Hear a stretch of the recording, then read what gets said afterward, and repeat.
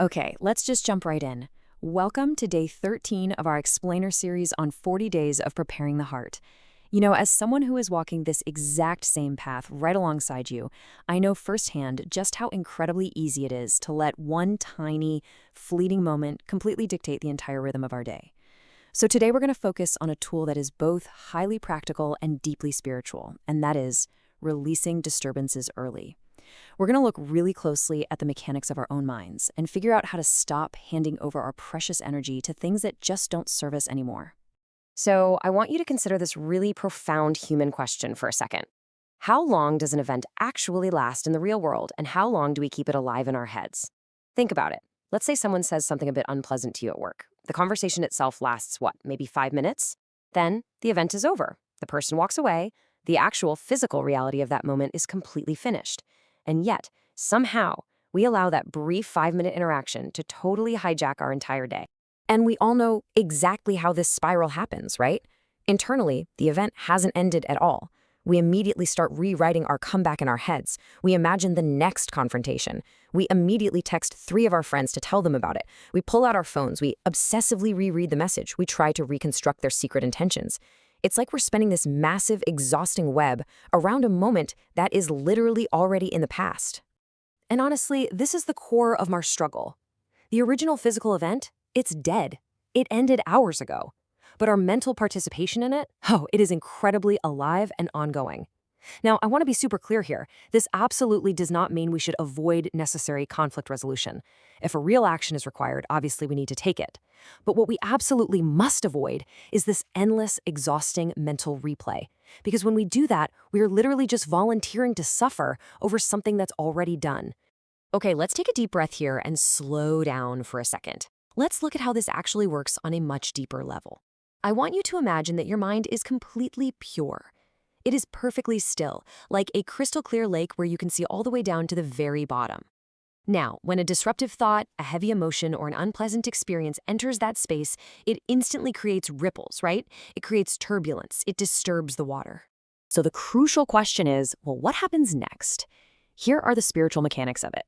If that disturbance in the water isn't cleared out, it settles. It creates a literal knot of energy within our system, which is known as an impression. And if we just leave it sitting there, that impression deepens and it hardens into a fixed habit. Over time, these solidified impressions become the very foundation of our rigid thought patterns, our habits, and our deep-seated fears. They literally become the heavy baggage that we are lugging around with us every single day. And listen, here is the real trap. Remembrance makes the impression deeper. Every single time we give repeated attention to that past event, every time we replay that annoying conversation, every time we obsess over that insult, we are actively strengthening that disturbance. We are feeding it. By continually dwelling on it, we are actually adding dense coverings to our own soul and completely clouding our own clarity. Think about it like this, because I think this is a super relatable analogy. If you accidentally spill some food on your shirt while you're out having lunch, what do? Do you just say, "Oh well," and let the stains sit there sinking into the fabric until the evening? No, of course not. You grab some water, maybe a napkin, and you spot clean it right then and there to minimize the damage. But when we absorb an insult or an emotional disturbance, for some wild reason, we just let it sit there and stain our consciousness for hours on end. It's exactly like getting your hands dirty. When your hands get dirty in the middle of the day, do you sit around and wait until your evening bath to wash them? No way. You wash them right away. So why on earth would we treat our minds and our hearts with any less care? Inner disorganization, heavy mental impressions, and these emotional reactions, they need to be cleaned right when they happen. We absolutely cannot let them accumulate and fester. So knowing all this, how do we actually put this into practice today? I want to outline a very simple, structured game plan for day 13, and I'm speaking to you as someone who totally gets how easily we get thrown off balance by the little things. First, just do your normal morning meditation.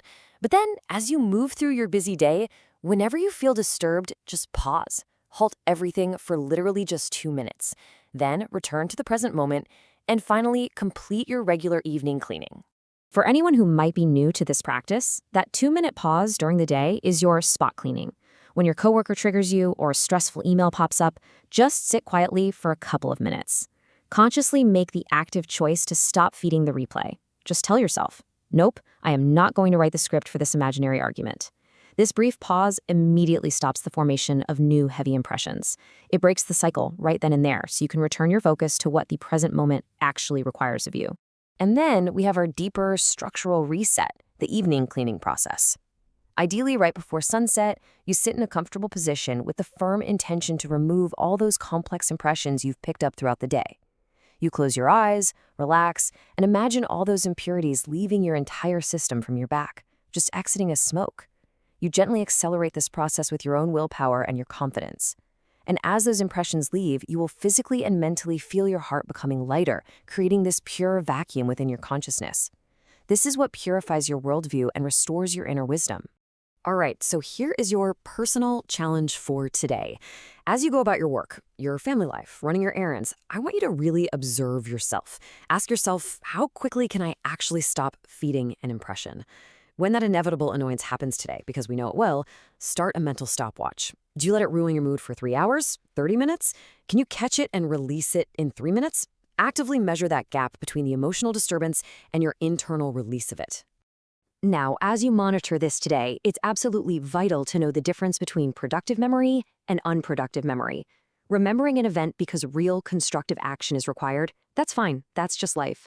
But remembering an event simply because your mind is obsessively reopening the wound, that is needlessly picking at a scab, and that is exactly the habit we are breaking today. Which brings us to our closing thought for this explainer. You have the tools to spot clean your consciousness. You have the power to stop feeding the replay. Claim that power today.